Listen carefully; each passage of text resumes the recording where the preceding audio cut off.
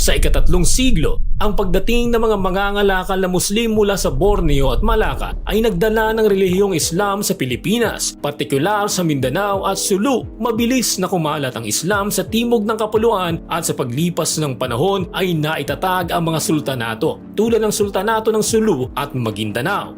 Ang pag-usbong ng mga sultanato ay nagbigay daan sa pagkakaroon ng mga maunlad na sentro ng kalakalan sa Mindanao at ang mga pook na ito ay naging mahalagang bahagi ng mga ruta ng kalakalan sa Timog Silangang Asya. Ang Islam ay hindi lamang nagdala ng bagong pananampalataya kundi nagbigay din ng mas organisadong sistema ng pamahalaan at batas. Sa ilalim ng pamumuno ng mga sultan, ang mga pook na ito ay umunlad at nakipag-ugnayan sa iba't ibang bansa. Sa kabilang dako naman ng kapuluan, nananatiling matatag ang mga tradisyonal na paniniwala at mga pamayanang hindi na aabot ng Islam. Bago pa man dumating ang mga Kastila, ang Pilipinas ay binubuo rin ng maraming organisadong kaharian na matatagpuan sa iba't ibang bahagi ng kapuluan. Ang Rajahnate ng Butuan sa Hilagang Mindanao ay kilala sa kalakalan ng ginto at may malakas na ugnayan sa China. Ang Rajahnate ng Cebu na pinamumunuan ni Raja Humabon ay isa sa mga pinakamalalaking sentro ng kalakalan sa Visayas at may ugnayan sa mga bansang Malay at China.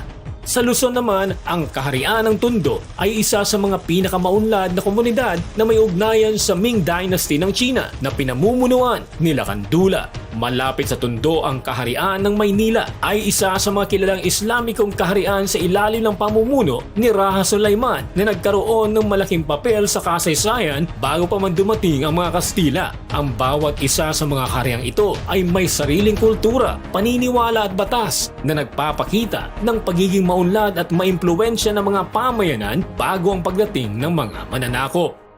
Noong 1521, dumating ang mga Kastila sa pangunguna ni Ferdinand Magellan. Ang pagdating nila sa Pilipinas ay nagdala ng mga malalaking pagbabago sa kapuluan. Noong 1565, bumalik ang mga Kastila sa pamumuno ni Miguel Lopez de Legazpi at tuluyang nasakop ang Cebu na naging unang kolonya ng Espanya sa Pilipinas. Sa paglipas ng panahon, sumakop ang mga Kastila sa iba't ibang bahagi ng Luzon, kabilang ng Tondo at Maynila noong 1571. Sa kabila ng kanilang pagsakop sa maraming kaharian sa Hilaga, hindi nila tuluyang nasakop ang Sultanato ng Sulu at Maguindanao. Ang sultanatong ito ay matapang na lumaban sa mga Kastila at nakipag-alyansa sa mga karatig bansa tulad ng Brunei at Malaysia upang mapanatili ang kanilang kalayaan. Kahit na hindi nasakop ng mga Kastila ang ilang bahagi ng kapuluan, isinama pa rin ang mga ito sa Pilipinas. Sa ilalim ng kolonyal na prinsipyo ng pagpapalawak ng teritoryo, inangkin ng mga Kastila ang buong kapuluan, kabilang na ang mga lugar na hindi nila ganap na nasakop.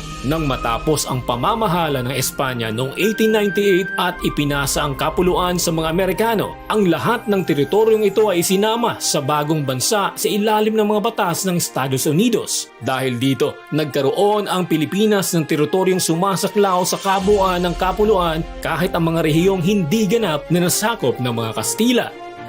Ang kasaysayan ng Pilipinas bago dumating ang mga Kastila ay isang patunay na mayamang kultura at matatag na pamumuhay ng ating mga ninuno. Ang mga sinaunang sibilisasyon sa kapuluan, ang mga pamayanang may malalim na kaalaman sa kalakalan, may sariling sistema ng pamahalaan at may malalim na espiritualidad. Ang pagdating ng mga Kastila ay nagdala ng mga pagbabago at humubog sa kasaysayan ng ating bansa. Ngunit hindi nito nabura ang katotohanang tayo ay may sariling pamana at kasaysayan na nagbigay hugis sa ating kasalukuyang pagkatao. Ang pag-unawa sa ating pre-kolonyal na kasaysayan ay isang mahalagang hakbang upang mas makilala at maunawaan natin ang ating mga ugat at upang ipagmalaki ang mayamang kultura na ating minana mula sa ating mga ninuno.